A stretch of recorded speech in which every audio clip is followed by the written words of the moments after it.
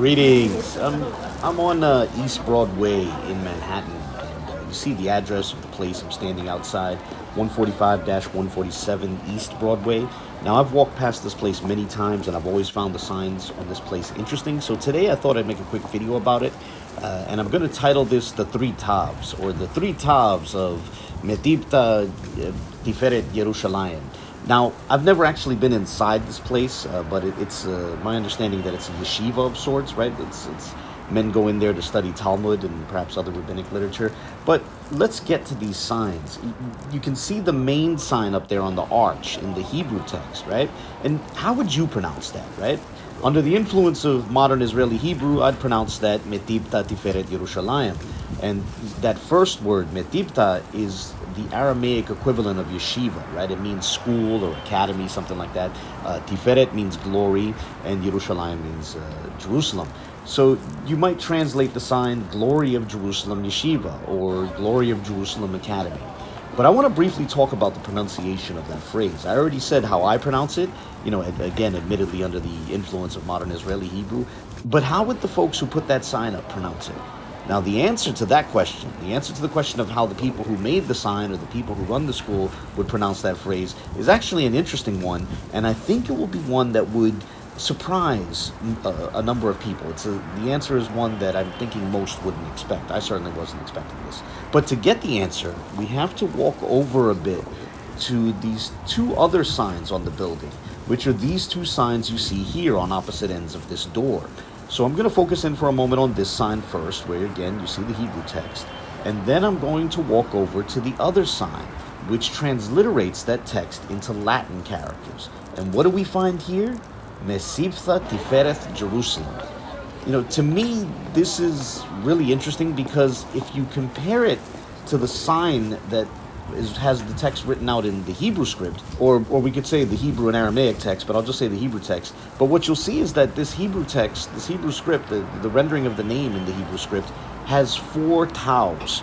There are four instances of the letter which is called thav in modern Israeli Hebrew, which is to say the last letter of the Hebrew alphabet. That letter appears four times in the name of this academy, but it gets transliterated three different ways. Not two different ways, three different ways. Now, in mainstream modern Israeli Hebrew, that last character of the alphabet has been reduced to just one sound, just one phoneme. It's the thav, right? So it's a T phoneme. But in biblical Hebrew, it apparently once represented two different sounds, ta and tha.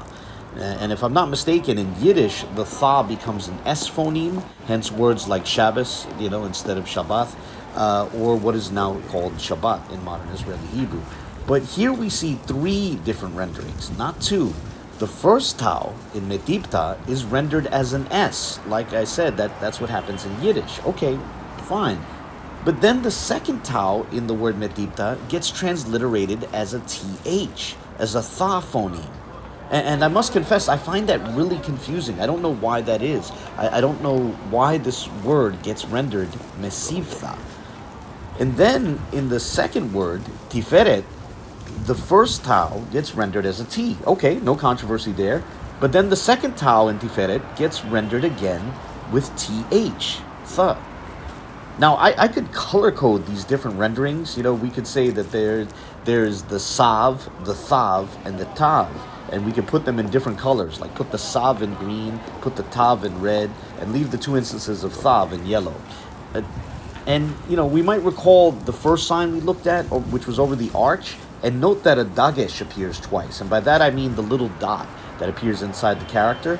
But here too, the application seems curiously inconsistent. One instance of the tau with the dagesh is rendered thav, right? It's treated as a thav, like a th phoneme. Yet the other instance of the tau with the dagesh is rendered as tav, like a t phoneme. Now, I don't know what the explanation for this is, so I invite the comments of others.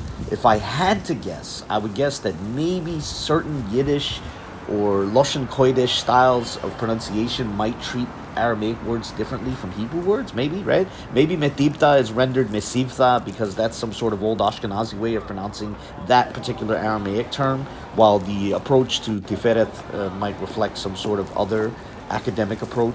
I don't know. And then you see the word Jerusalem is in English. Again, I don't know how to explain this, so others are definitely invited to share their thoughts. I would love to read the thoughts of others on this. But aside from that, I just wanted to share this because I thought it was interesting. Like I said at the beginning, I've passed this place many times over the decades, and I've long found the transliteration on the sign curious. But I'll close this short video here. I hope it goes without saying that no disrespect was intended towards this place by this video. I was just sharing something I found interesting, and so I definitely look forward to the comments of others and any sort of insights others might share. And God bless.